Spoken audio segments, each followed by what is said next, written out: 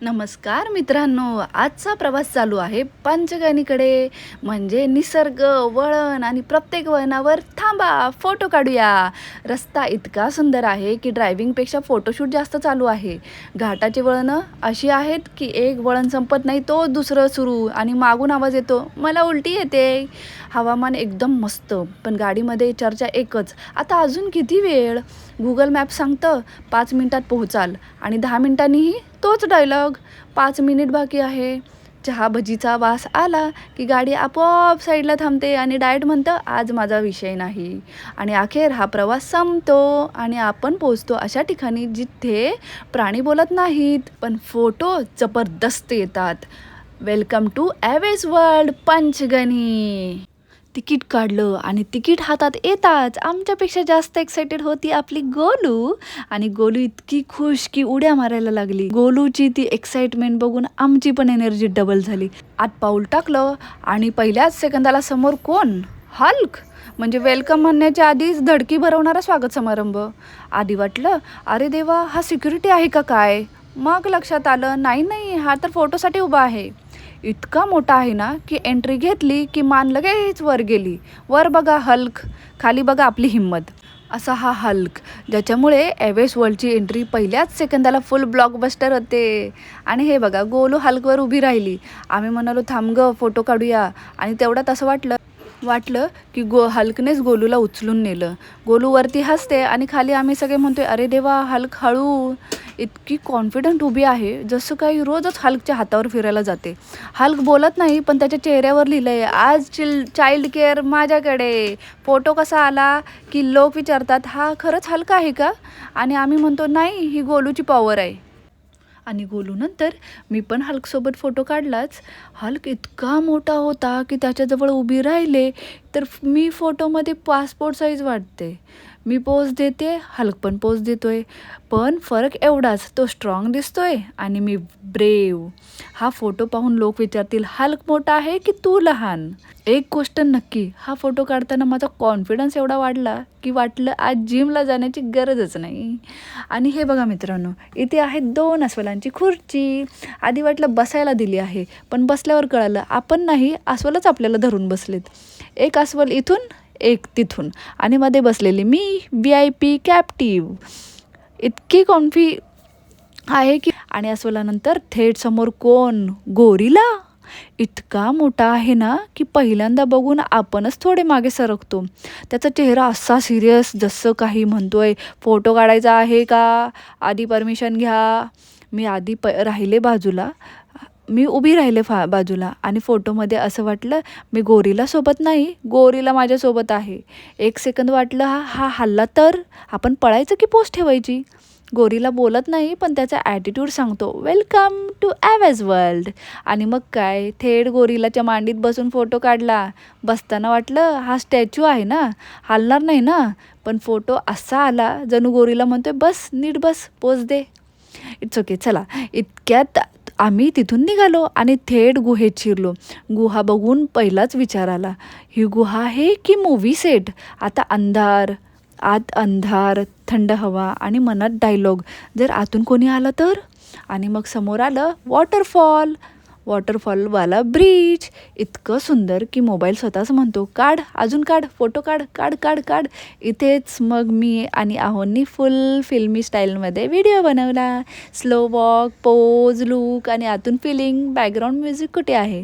It's okay. चला, background music आहे तर काय झालं, फोटो काढले, व्हिडिओ काढले आणि शेवटी एकच निष्कर्ष, ॲवेज वर्ल्ड म्हणजे फोटो, व्हिडिओ आणि सिनेमा फुल ऑन. आणि त्यानंतर समोर दिसले खूपच मोठे फ्लेमिंगो पक्षी. इतके उंच आहेत ना की आधी आम्ही फ्लेमिंगोकडे बघितलं, मग परत खाली बघितलं आणि स्वतःलाच विचारलं आपण इतके छोटे कधी झालो? ते उभे आहेत इतक्या स्टाईलमध्ये, जसं काही म्हणतायत सरळ उभं राहा, पोश्चर सांभाळा.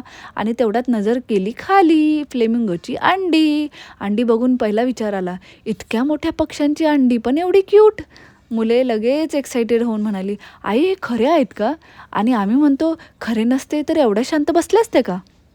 फ्लेमिंगो बोलत नाहीत, पण त्यांच्या अंड्या म्हणतात. हळू बघा, फोटो काढा. अरे बापरे! केवढा हा मोठा बर्गर. हा बर्गर आहे की माझं आजचं स्वप्न. एवढा मोठा आहे की बघितल्यावर पहिलाच विचार आला, हा खाल्ला तर डाएट मला ब्लॉक करेल. फोटो काढताना असं वाटतंय मी बर्गरसोबत नाही, बर्गर माझ्यासोबत फोटो काढतोय. एक घास खायचा प्रयत्न केला, पण तोंड नाही उघडलं. कॅमेरा मात्र फुल ओपन होता. एकंदरीत काय, हा बर्गर खायचा नसतो, फक्त ॲडमायर करायचा असतो. आणि बर्गरनंतर थेट समोर आली ही मोठी स्ट्रॉबेरी. इतकी मोठी आहे ना की पहिल्यांदा वाटलं ही स्ट्रॉबेरी आहे की बलून. मनात आलं एक बाईट घ्यावा, पण लगेच आठवलं ही खायची नाही, पोचसाठी आहे. आणि मग दिसली ही क्यूट सीट. बसायला गेले. Queen mode on. आणि मग बाळूमामा यांचं दर्शन घेतलं आणि परत पुढे निघालो. अरे बापरे! केवढा हा मोठा शिंगांचा बैल. शिंग इतकी मोठी की एक्शन वाटलं हा बैल आहे की चार्जिंग स्टेशन. पुढे कोण भेटला माहिती आहे? डोरेमॉन. इतका शांत उभा, जसं काही म्हणतोय गॅजेट नाही, फक्त फोटो. आणि मग दिसला आपला मोर. पिसारे एवढे सुंदर की मनात आलं थोडा कॅटवॉक करून दाखव ना.